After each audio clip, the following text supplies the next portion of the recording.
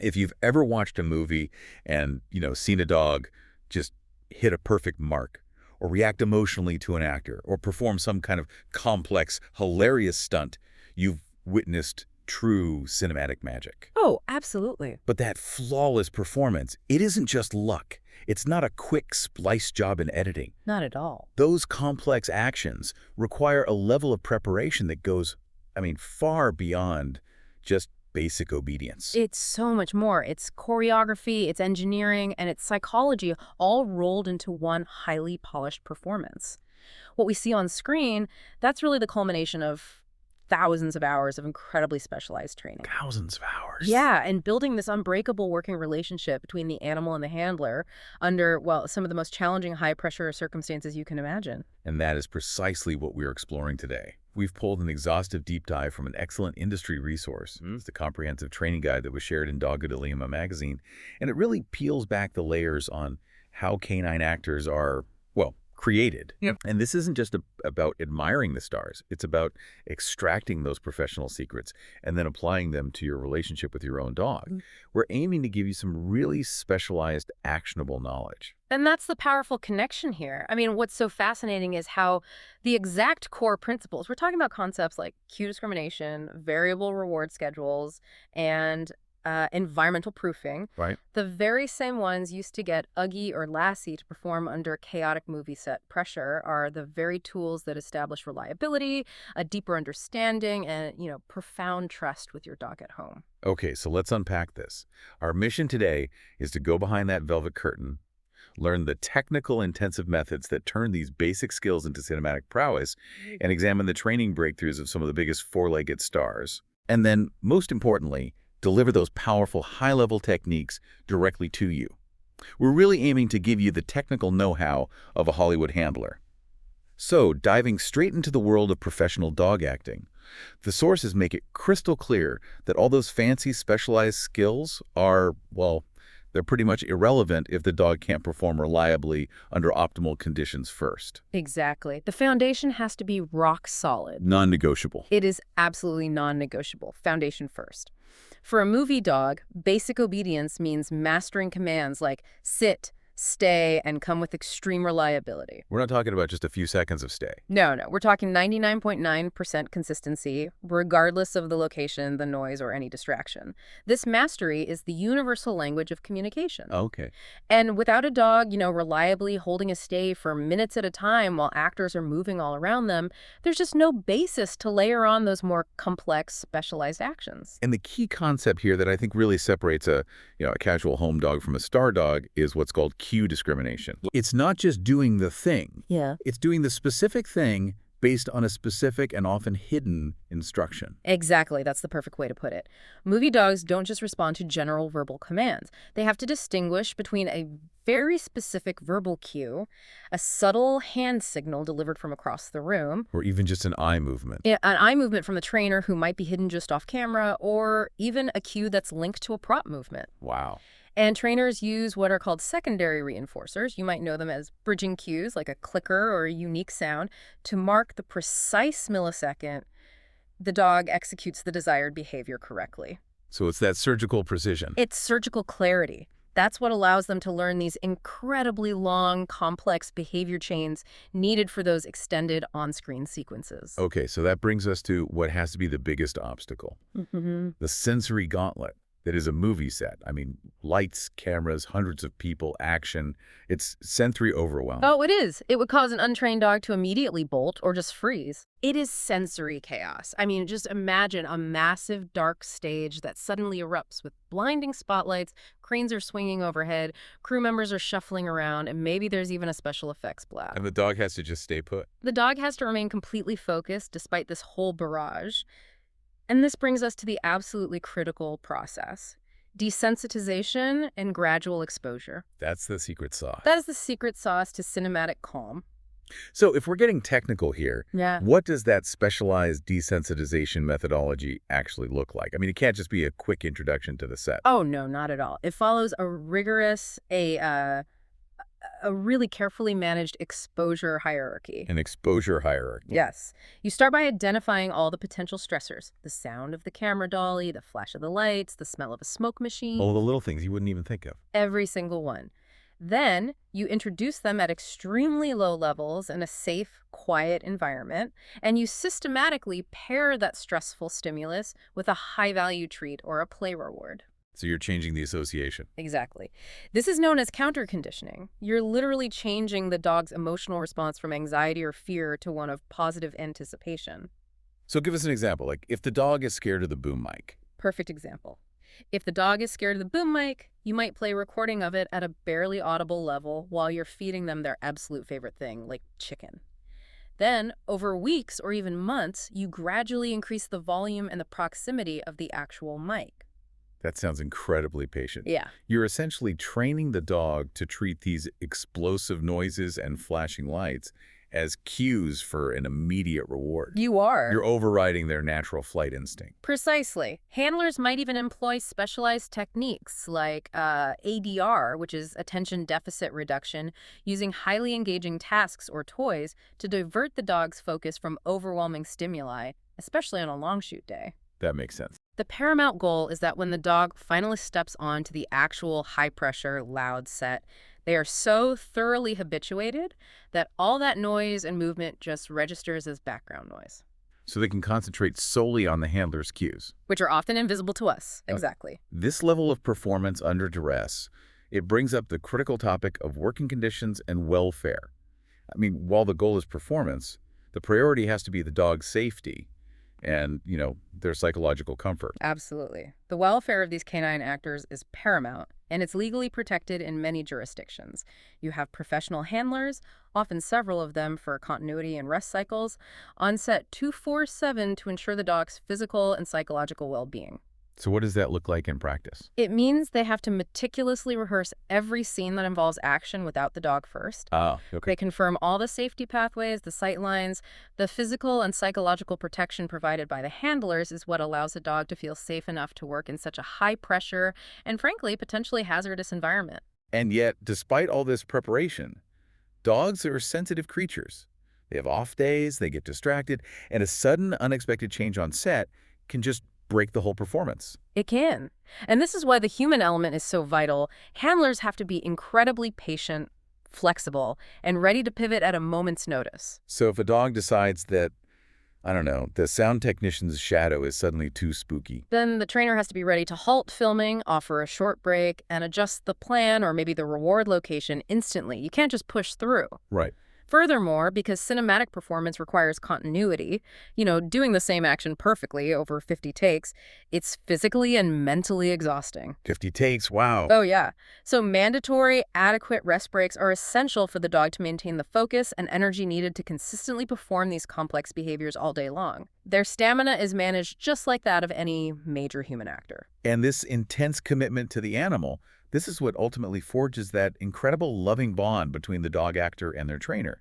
It's a real partnership built on trust. It's a deep cooperation. The dog trusts its handler implicitly.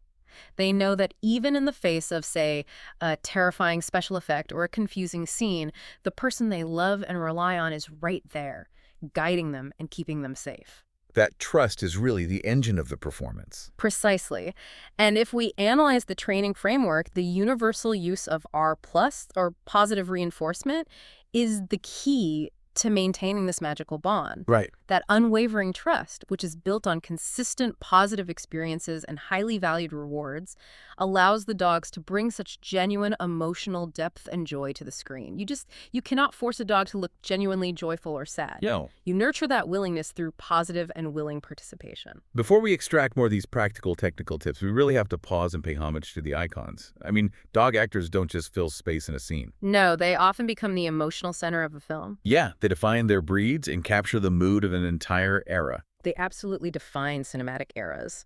The case studies in the guide, they span nearly a century, and they illustrate the incredible evolution of dog training for the screen. And they show how those technical skills translate into emotional impact. That's it. So let's begin with one of the earliest and, I think, most profound examples of cinematic loyalty, Terry. Terry, a small Cairn Terrier who played Toto in the iconic 1939 film The Wizard of Oz.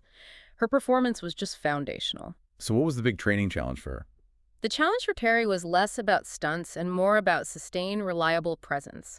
She had to navigate this transition between the small, quiet Kansas farm set and the huge, elaborate, and, often frightening sets of Oz. Right. That demonstrates perfect environmental proofing.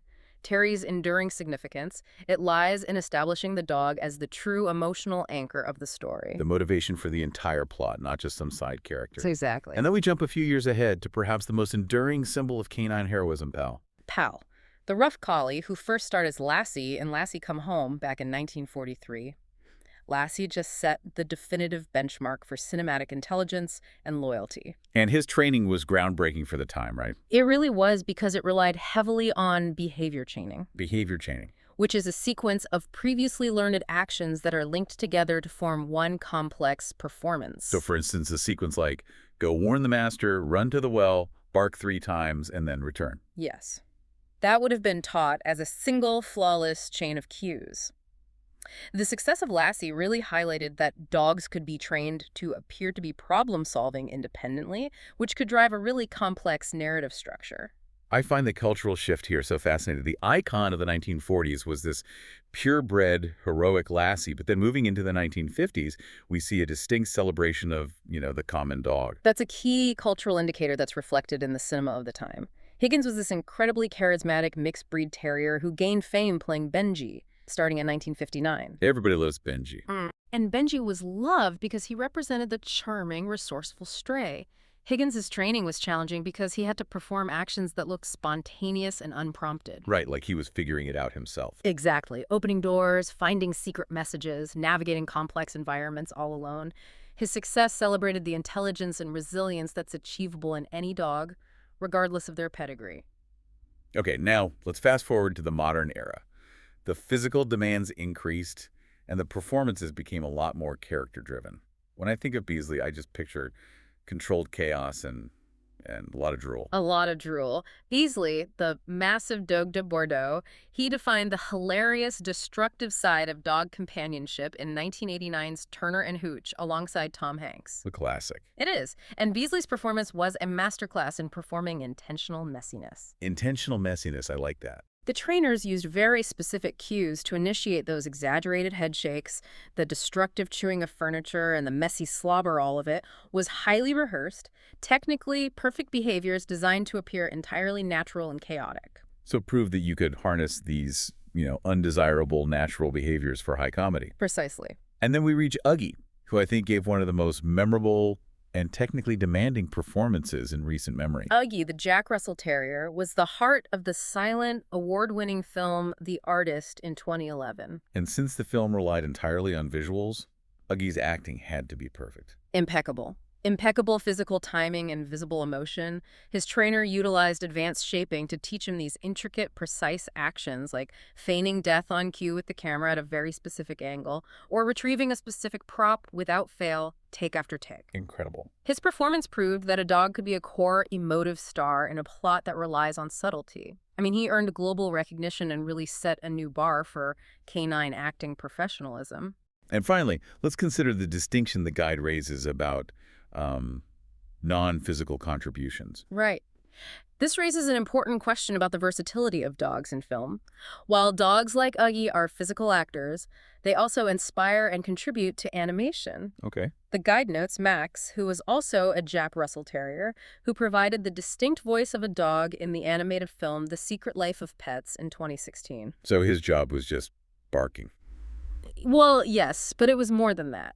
His performance was purely acoustic, providing the template for a wide range of expressive barks, whines, and growls. And it just reminds us that the essence of a dog's personality is central to storytelling across all genres, not just live action. Okay, we've seen the Hollywood elite. Now, let's pivot and apply these professional standards to your life at home. I think the core lesson from these star handlers is that training is the language of communication. It is. It's the language that builds trust and reliability. It's the ultimate investment in your relationship. It truly is. Training is so vital for safety, for providing mental stimulation, for clear communication, and, fundamentally deepening that human-dog bond. A trained dog is a confident dog. And a confident dog is a happier dog. Exactly. So we start with the core obedience commands. Sit, stay, and come. Now, we all know how to teach these initially, so let's maybe skip the show the treat step and go right to the professional secret for star dog reliability. Which is? Proofing commands in novel environments. That's the critical difference. A command is, well, it's pretty much useless if it only works in your quiet kitchen. Right. Proofing means systematically practicing the command in increasingly challenging environments with higher and higher levels of distraction. So if you want a reliable stay, you have to practice it with What? Bouncing balls. bouncing balls, passing strangers, loud noises, different flooring types. You're essentially mimicking the chaos of a movie set, but in a controlled way, ensuring the dog understands that the cue means do this regardless of the context. And professional trainers, they maintain such high reliability through the strategic use of rewards, the schedules of reinforcement. So how do we transition from teaching a puppy where you reward every time to maintaining that laser focus in an adult dog? You utilize a really strategic shift in how you deliver the reward. When a command is new, you use continuous reinforcement. That means you're rewarding every single time. Okay. But once the behavior is learned and it's reliable, you immediately transition to a variable schedule of reinforcement. And what does that mean exactly? It means the reward comes intermittently and unpredictably. Sometimes it's a tiny treat, sometimes it's massive praise, and sometimes it's a jackpot of 5 treats and intense play. And why is that variability so potent for long-term reliability? What's the psychology there? It creates resilience. The unpredictability maintains extremely high motivation, and it makes the behavior very resilient to extinction. So it's like a slot machine. It's exactly like a slot machine. If the dog knows a reward is coming every single time, they might stop trying if the reward fails to appear just once. But if the reward comes unpredictably, they keep working hard, hoping for that jackpot. And that's how movie dogs perform complex behaviors even when the handler is hidden or the environment is distracting. That is precisely how. Okay, moving on to foundational life skills. Let's tackle housebreaking and crate training, the earliest and sometimes biggest hurdles. Housebreaking requires a rigid routine and immediate preemptive action. The goal is to always take the dog out before they have an accident. Right, set them up for success. Always. Immediately upon waking, after eating, and after every single play session. And the guide stresses this. You must never punish an accident. It's not their fault. It's not. Simply clean it up thoroughly and reset the routine. For crate training, the guide really emphasizes introducing the crate slowly, making it a positive space associated with quiet rest, chew toys, and never ever using it for punishment. It's a den, a safe retreat. Exactly. Now, the daily test of obedience often comes outside on the leash. Loose leash walking is, for many owners, the most frustrating routine of all. It is the biggest relationship strain for sure. Loose leash walking requires teaching the dog that the reward, whether that's forward movement or a treat, only happens when the leash is slack. So the moment the dog pulls, The moment the dog pulls, you execute a zero-tolerance stop. You just stop moving. And you wait for that slack to return before you move again. This teaches them that pulling achieves absolutely nothing. and the guide also mentions training tools. Yes, it notes that training tools, particularly front clip harnesses, can physically help manage the pull, but, and this is a big but, they only work in conjunction with consistent training. They're a management tool, not a solution. And the proper walking feeds directly into the vital necessity of socialization. Absolutely. Socialization means providing controlled, positive exposure to new dogs, different types of people, varied environments, and loud noises throughout their lives, not just when they're puppies. Okay, so what about dogs that develop some mild reactivity on walks? You know, the lunging or barking at triggers like other dogs. The professional solution for that is often desensitization and counter-conditioning applied right there on the street. You keep the dog at a distance where they can acknowledge the trigger, but not react. Below their threshold. Exactly, below threshold. And then you immediately reward them with high-value food, like chicken or cheese. You're changing their emotional association from fear or aggression to anticipation of food. Right, we've established these rock-solid foundations. Now we can introduce the fun, the advanced curriculum, the skills that truly showcase their intelligence and build those complex behaviors. Yeah, this is where it gets really exciting. So how do we teach them those impressive advanced tricks that rely on more than just, luring them with a treat? We transition from luring to what is arguably the most powerful professional technique, shaping. Shaping builds complex behaviors incrementally. Incrementally. And it rewards the dog for actively offering the behavior, which makes them creative problem solvers. They're part of the process. Let's get granular here and provide a really actionable, detailed example of shaping for our listeners. Let's use the example of teaching a dog to pick up a specific toy and place it in a box, a really common movie task. Perfect. This is a perfect example of shaping a complex chain. So, you start by setting up the environment. You have the toy and the box. Step 1.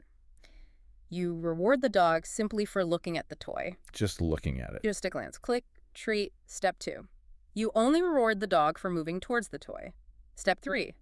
You only reward the dog for interacting with the toy, maybe just sniffing it or nudging it with their nose. So you're constantly raising the bar, just a tiny bit. A tiny bit. Step 4. You wait for the dog to place their mouth on the toy. Even if they drop it immediately, that's a win. You mark and reward that. Step 5.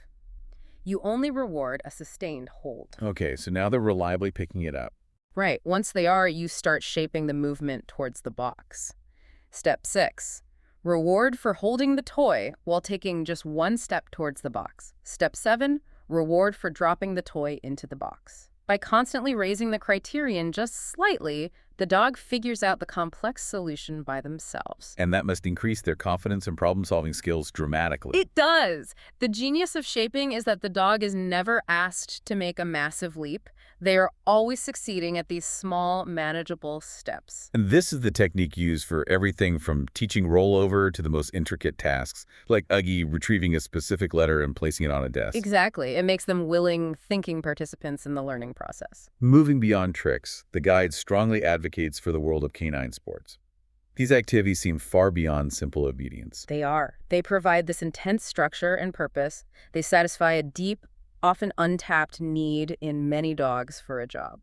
And these sports provide crucial, sustained mental and physical stimulation, which is so vital for overall health and for avoiding destructive behaviors that are just rooted in boredom. Agility training seems to be the most popular entry point.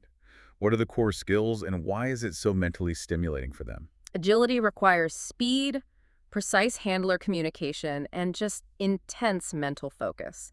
The core obstacles include things like the A-frame, the standard jumps, tunnels, and the highly challenging weave poles. Oh, the weave poles look so hard. They are. The weave poles, in particular, require the dog to use incredible body coordination while maintaining top speed. Furthermore, obstacles like the dog walk and the A-frame have designated contact zones that the dog must touch with at least one paw upon descent. So it's teaching incredible behavioral control at high speeds. It is. It's a dynamic, cooperative sport that builds an amazing partnership. What about other high-drive, high-reward activities that provide this much-needed outlet? The world of canine sports is so rich. You have obedience trials, which rigorously test a dog's ability to follow commands accurately at a distance. So more than just basic sit. Oh, much more. We're talking complex recall sequences, scent discrimination. Then there's flyball, which is a team relay sport where 4 dogs race over hurdles to retrieve a ball from a specialized box. It sounds like chaos, but fun chaos. It's high energy, it harnesses their chase and retrieval instincts, and it requires coordination with other dogs. It's fantastic. And finally, dock diving, which is just pure athletic spectacle. Dock diving is the ultimate demonstration of athletic prowess and drive. Dogs leap from a dock into the water, and they're judged on the distance they jump. And this connects to their natural instincts. Directly. It connects to a dog's innate drive for retrieving and swimming. It provides excellent low-impact exercise and is deeply fulfilling for these highly driven dogs. It often provides a competitive outlet that uses energy that might otherwise be spent anxiously at home. And if we connect this to the bigger picture, these sports aren't just fun. They are fulfilling the dog's need for structure and purpose, just like a star dog's job on set. Exactly. When a dog is physically exhausted and mentally stimulated through complex, structured tasks, they are much, much less likely to develop separation anxiety, destructive chewing, or reactivity. These sports channel powerful natural instincts, the desire to chase, leap, and retrieve, into positive, cooperative success for both members of the partnership. Okay, so the training journey is a commitment. It's something that has to adapt as the dog evolves, starting with those critical early puppy months right through to their senior years. It truly is for all ages. Puppies, for instance, have very specific needs that are focused on socialization and developing emotional resilience. Right. They require exposure to a wide variety of sights, sounds, surfaces, and people during their sensitive period, and you have to always ensure those exposures are positive. And they also need that crucial bite inhibition training. Yes, teaching them to control the pressure of their jaws through appropriate play and redirection, that's a huge one. And for adult dogs who might already have some established behaviors, is it really possible to teach an old dog new tricks? Absolutely. It's a myth that you can't. Adult dogs can and do learn new skills, and they often learn faster than puppies because they have established focus and muscle control. But there's a catch. There is. Training adult dogs often requires dedicated work to undo existing undesirable habits. If a dog has been practicing pulling on the leash for 5 years, the trainer must focus on systematic redirection and reinforcement for the new preferred behavior. So you often need higher value rewards to break that habit cycle. Exactly. You have to make the new behavior more rewarding than the old one. And as our dogs enter their senior years, what does training look like then? Yeah. We still need to provide mental stimulation, but we have to adapt to, reduced mobility. Senior dogs benefit immensely from continued mental stimulation to combat cognitive decline. The approach just has to be adapted. If physical activity is limited, the primary focus can shift to nose work or scent discrimination. Using their strongest sense. Their strongest sense. This activity requires minimal physical stress. The dog is just using its powerful sense of smell to locate specific scents or hidden treats. It's mentally exhausting and highly rewarding, perfect for maintaining cognitive sharpness and confidence, even if the dog has mobility or vision issues. That's a great tip. We also use adapted physical challenges like puzzles or soft fetch toys that minimize impact. Now, despite our best efforts, sometimes a situation arises. I'm thinking severe aggression, chronic separation anxiety, that is just beyond our pay grade. When is the precise moment to call in a professional? The moment a behavior causes a significant safety concern, impacts the dog's daily quality of life severely, or when you just feel overwhelmed and unable to make consistent progress. That's when you need professional intervention. You do. Professional trainers and often certified behavior consultants offer customized, hands-on guidance. Common reasons are severe anxiety, fear-based reactivity, or resource guarding. Can we provide our listeners with some insight on how to maybe diagnose these behaviors accurately before they call a professional? What are some key distinctions? That's a great question. It's crucial to understand the function of the behavior. For example, distinguishing between fear-based reactivity and territorial aggression. That's the difference. Fear-based reactivity is often defensive. The dog is trying to increase distance from a trigger. They'll often show avoidance signals like lip licking or whale eye before lunging. Territorial aggression, on the other hand, is often offensive. The dog is trying to drive an intruder away from a resource or a boundary they claim. And a professional will use that diagnosis to tailor the intervention. Yes, often involving counter-conditioning for fear or management and desensitization for resource guarding. And if we do decide to seek help, vetting the trainer is critical. We want to ensure they adhere to ethical, positive reinforcement standards and protect the bond we've built. What language or methodology should listeners look for? This is absolutely non-negotiable. You must research qualifications carefully. The guide emphasizes that a reputable trainer uses techniques that adhere to LIMA, least intrusive, minimally aversive. LIMA. They rely exclusively on positive reinforcement, R+, counter-conditioning, and management. You must avoid any trainer who promotes dominance theory, uses methods that rely on physical punishment, or utilizes tools designed to cause pain or fear. Because those can severely risk damaging the dog's confidence. And the bond with you, the owner, it can do irreparable harm. And finally, let's just acknowledge the reality of training. Setbacks are inevitable. Even Lassie probably missed a cue now and then. Oh, I'm sure of it. That's the reality of working with a living creature. The key advice is persistence combined with deep patience. If the dog is failing, the training method is usually the issue, not the dog's capacity to learn. That's a really important point. It is. Step back. Break the action down into even smaller steps, reshaping it, and ensure your cues and rewards are consistent and high value. Patience and consistency are the two vital traits required to overcome any challenge and ensure the dog truly understands what is expected of them, whether it's walking politely or hitting a precise camera mark. #TagItro. So we've taken the full journey from the incredible demands of the Hollywood soundstage detailing techniques like graduated desensitization and complex behavior chaining, all the way to the nuanced reality of proofing core obedience at home using variable schedules of reinforcement. And the lesson here, it really transcends Hollywood. Training, whether it's preparing for a close-up or just preparing for a pleasant walk around the block, fundamentally strengthens your bond. And dramatically improves your dog's well-being and confidence. It does. It is a lifelong positive commitment. So what does this all mean for you? Next time you see a talented dog actor perform a seamless, complex stunt, just remember the dedication behind it. It wasn't just raw talent. Yep. It was meticulous positive reinforcement, calculated shaping, years of proofing, and an unwavering trust that allowed that animal to perform under incredible pressure. The fact that a dog can learn to discriminate between a hair's breadth of difference in a silent hand signal, or perform an intricate chain of actions, or fly 30 feet through the air for a ball, just shows the extraordinary depth of their loyalty and their boundless intelligence. And that same level of dedication and partnership that created a star like Uggy or Lassie. Can unlock incredible potential in your own best friend at home. And that inspires us all to continue learning from and investing in these amazing animals.